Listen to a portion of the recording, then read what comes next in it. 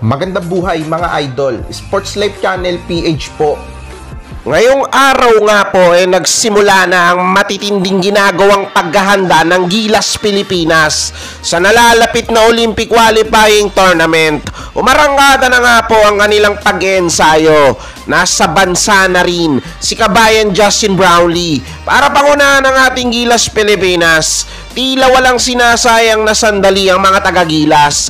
Kahit yung ibang mga players na kagagaling lang sa finals ng PBA, sumabak na rin sa matinding ensayo. Ang malungkot lang patuloy pa rin na nababawasan yung mga players na lehitimong nakapasok sa final 12-man lineup ng Gilas.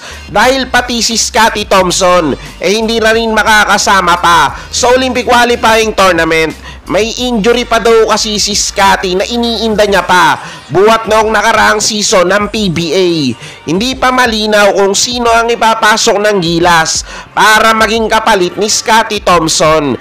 Medyo nagagahol na naman sa oras ang mga taga-Gilas kasi nga magpapalit na naman tayo ng gwardya.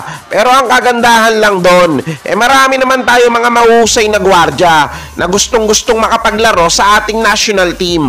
Ang kailangan lang yung gwardya na makakapag-adjust agad sa sistema ni Coach Tim Cone. Sa darating naman na July 14, papasok na naman ang mga panibagong rookie na aabangan natin sa PBA. Siyempre, inaabangan na rin kung sino ba ang magiging bagong rookie ng crowd favorite na Barangay Ginebra. Ayon sa mga malalaking source sa liga, naghahanap daw ang Barangay Ginebra ng isang athletic na wingman na kung sakasakali pwedeng palit sa may injury pa rin na si Jeremiah Gray.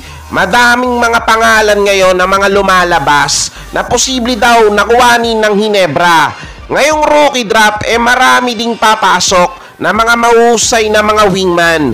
Ilan nga po dyan sila Kylen Tiongson at si Taylor Statham.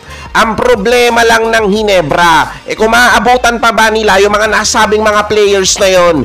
Kahit kasi loaded ang paparating na rookie draft, yung ibang mga kupunan mukhang kapareho sa barangay ang hinahanap. Maging ang isang magaling na playmaker hinahanap din daw ng mga taga-Ginebra na mukhang naghahanda na rin itong mga taga-barangay sa pagre-retiro nga ni L.A. Tenorio. Yung ibang mga bigating mga prospect ngayong rookie draft hindi pa rin nag-a-apply, pero mahaba pa naman ang deadline ng aplikasyon. Kaya siguradong may oras pa at may pagkakataon pa yung ibang mga nangangarap na makapaglaro sa PBA. O ikaw, bossing ko, para sa'yo, sino kaya ang dapat kuhanin ng Barangay Ginebra sa paparating na rookie draft ng PBA? O i-comment nyo na yan sa ating comment section.